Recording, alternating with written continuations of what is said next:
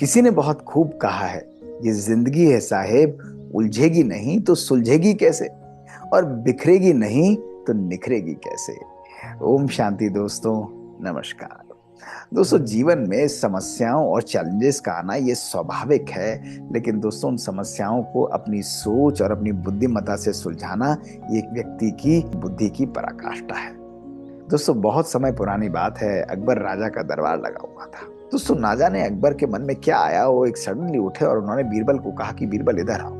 बीरबल गए उनके पास और अकबर ने कहा कि बीरबल, मुझे कल शाम तक अपने राज्य के सारे अंधे लोगों की लिस्ट और सूची चाहिए। कुछ भी हो जाए मुझे चाहिए, और ये कार्य तुम्हें केवल एक दिन के अंदर करना पड़ेगा। मुझे ये लिस्ट पूरी कल शाम तक दे दो। बीरबल मुस्कुराने लगे। उन्होंने कहा, महाराज ये अंधों की सूची में पूरे राज्य की कैसे बनाऊंगा, ये तो पॉसिबल ही नहीं है, बहुत मुश्किल है। अकबर गुस्सा हो गए। उन्होंने कहा, बीरबल तुम इतने विद्वान कहलाते हो, अपने आप को बहुत बड़ा समझते हो। मैं तुमसे कह रहा हूं कि मुझे लिस्ट चाहिए तो चाहिए, और कल शाम तक अगर तुमने मुझे लिस्ट लाकर नहीं दी तो तुम्हें अपने पद से इस्तीफा देना पड़ेगा। दोस्तों बीरबल परेशान हुए। उन्होंने कहा, ठीक है महाराज, मैं जरूर आपको एक कर दूंगा। और ऐसे ही कुछ सोच में पड़े पड़े वो दरबार से बाहर निकल गए और अपने शहर राज्य में घूम रहे थे। दोस्तों आगे जा ही रहे थे।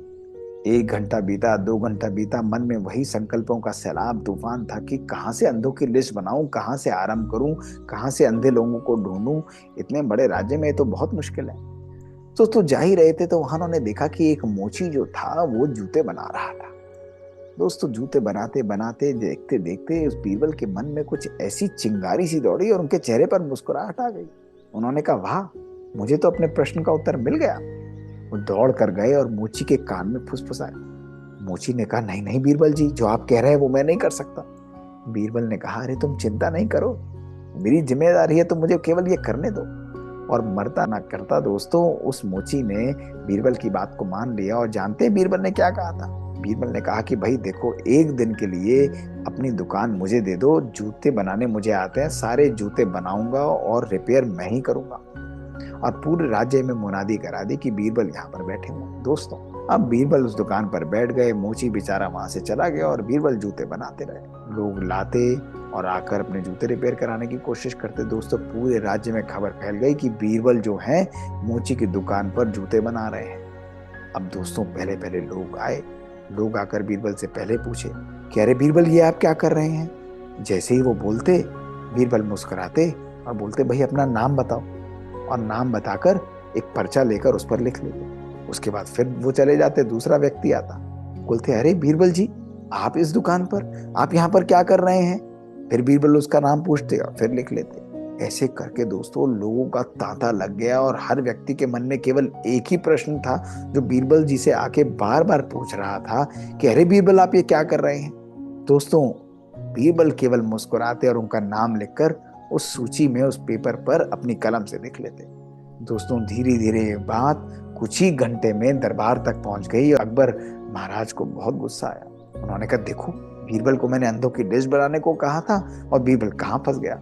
चलो मैं भी चलता हूँ। और दोस्तों अपने राज दरबार से सारे मंत्रियों को लेकर अकबर वहां पर पहुंच गए। दोस्तों शाम होने ही वाली थी, बीरबल को लिस्ट पूरी ही देनी थी।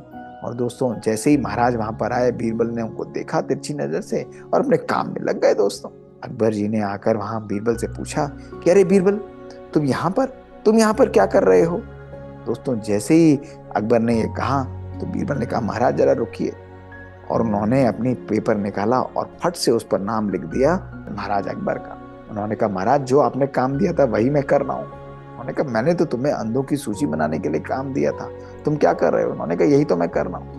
महाराज सवेरे से मैं जूते बना रहा हूँ, लेकिन कम से कम 1000 लोग आकर मुझसे एक ही प्रश्न पूछ चुके हैं कि अरे बीरबल, आप क्या कर रहे हैं? आप बताइए मैं क्या कर रहा हूँ?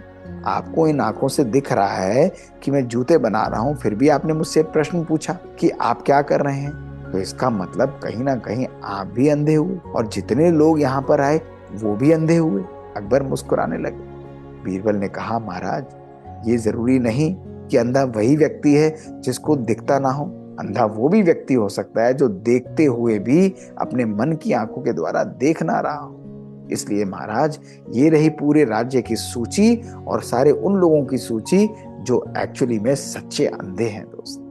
दोस्तों अकबर समझ गए बीरबल की विद्वता का लोहा मानकर उन्होंने उसे गले लगा लिया।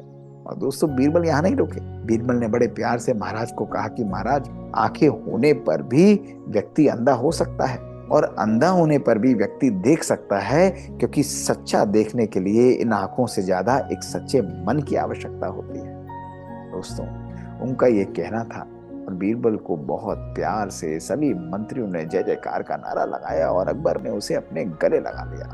दोस्तों बीरबल ने ये बहुत सुंदर संदेश हमारे जीवन में भी दिया कि कभी कभी कुछ नेगेटिव चीजों को देखते हुए भी हम इग्नोर कर देते हैं दोस्तों, जो कि सही और यथार्थ नहीं होता।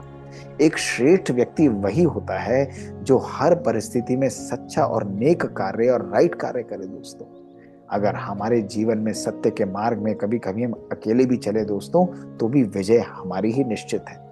झूठ के मार्ग पर हजारों लोगों के साथ चलना हमको कहीं ना कहीं नेगेटिविटी और पतन की तरफ ले जाता है, और हम भी उस अंधे व्यक्तियों की लिस्ट के अंदर दोस्तों कहीं ना कहीं आ जाते हैं, या यूं कहें हम भी आंखों पर पट्टी बांधकर दोस्तों अपने जीवन को व्यतीत करते चले जाते हैं। दोस्तों अंत में हिसाब केवल कर्मों का होगा, इसलिए बहुत बहुत बहुत आवश्यक है अपने मन की सच्ची आंखों से अपने जीवन में सदा सत्कर्म करें, हर व्यक्ति का भला करें, हर एक को सत्मार्ग दिखाएं और स्वयं भी उस मार्ग पर दोस्तों जरूर चलें। दोस्तों आज के इस स्टोरी के द्वारा अपने जीवन को सदा श्रेष्ठ बनाइए, अपने जीवन को पावरफुल बनाइए और सत्य के मार्ग पर चलते हुए सदा विजय और सफलता को अपने जीवन में प्राप्त करिए। दोस्तों शुक्रिया दोस्तों। ओम शांति। बात बात की इन सीरीज में दोस्तों ऐसी ही छोटी छोटी कहानियां हमारे जीवन को बदल देती हैं। यदि आपको ऐसी कहानियां पसंद है, आपके पास कुछ कहानियां हैं, तो हमें लिख कर भेजिए। हमारा ईमेल है bkdrmohitgupta@gmail.com।